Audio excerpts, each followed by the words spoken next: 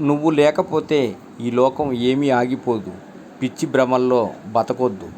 ఒక system, organisation, relationship ఇంకా దేనిలో ఉన్నవారికైనా ఇంకొక రీతిలో రీప్లేస్ చేయొచ్చు. నేను లేకపోతే ఈ కంపెనీ, ఆఫీసు, ఇల్లు, రాష్ట్రం, దేశం ఏమైపోతుందో అని చాలామంది అనుకుంటారు. ఏమి నష్టం లేదు. అన్నీ మామూలుగానే నడుస్తూ ఉంటాయి. మీలో ఉన్న ప్రత్యేక లక్షణం వల్ల జీవితంలో ఈ స్థాయిలో ఉండవచ్చు. మీకున్న అనుభవము, మీరు ఆలోచించే విధానము, మీరు ఆఫీస్కి వచ్చేటప్పుడు మీతో వచ్చే ఎనర్జీ, ఇలా ఎన్నో మంచి లక్షణాలు మీలో ఉండవచ్చు. ఆ విషయంలో మీ స్థానాన్ని ఎవరు భర్తీ చేయలేరు. అయినా మీ టైం బాగుండకపోయినా, దగ్గర పడినా అందరూ పక్కన పెడతారు. ఎన్నో ఏళ్ళు పనిచేసిన కంపెనీలో మీ రిటైర్మెంట్ రోజున బాగా భావోద్వేగానికి గురవుతూ మాట్లాడుతూ ఉంటారు. అప్పటి వరకు సాధించిన వాటి గురించి చెబుతూ ఉంటారు. కానీ ఇటు మీ స్పీచ్ నడుస్తుంటే మీ యాక్సెస్ కార్డును ఇంకొకడు డీయాక్టివేట్ చేస్తుంటాడు. మరొకడు మీ అఫీషియల్ మెయిల్ ఐడి పాస్వర్డ్ మార్చేస్తాడు. మీకు కాఫీ ఇచ్చే బాయ్ అప్పటికే మీ డెస్క్ ఖాళీ చేసి అన్నీ మీ కారులో పెట్టేసుంటాడు. మీ సహచర ఉద్యోగులు మిమ్మల్ని ఎంతో మిస్ అవుతున్నామని కన్నీళ్లతో చప్పట్లు కొడుతూ ఉంటారు. అదే సమయంలో మీ తర్వాత ఆ కుర్చీలో కూర్చునేవాడు మీ పక్కనే బాధగా నిలబడి మీ స్పీచ్ అయిపోగానే ఓ పెగ్గు వేద్దామని చూస్తుంటాడు. వీడ్కోలు పార్టీ అయిపోగానే అందరూ మిమ్మల్ని మర్చిపోతారు. ఆ తర్వాత జీవితం అంతా ఇంట్లోనే.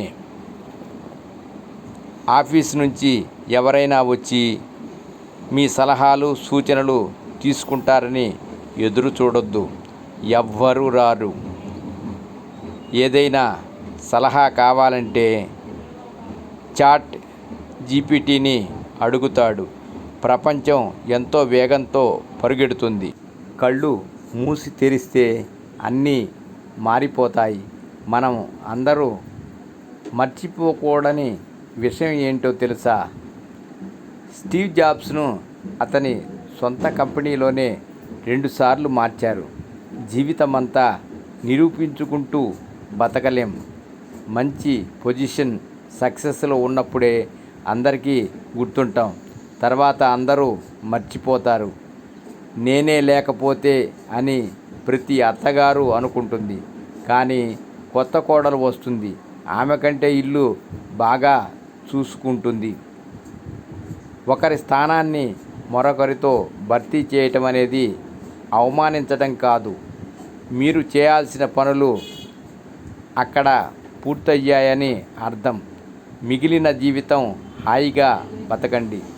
కొత్త నైపుణ్యాలు నేర్చుకోండి. కొత్త సవాళ్లను ఎదుర్కోండి. మిమ్మల్ని మీరే గౌరవించుకోండి. ఇంకా ఆఫీసును నెత్తి మీద పెట్టుకొని మోయొద్దు. హాలిడేకు వెళ్ళండి.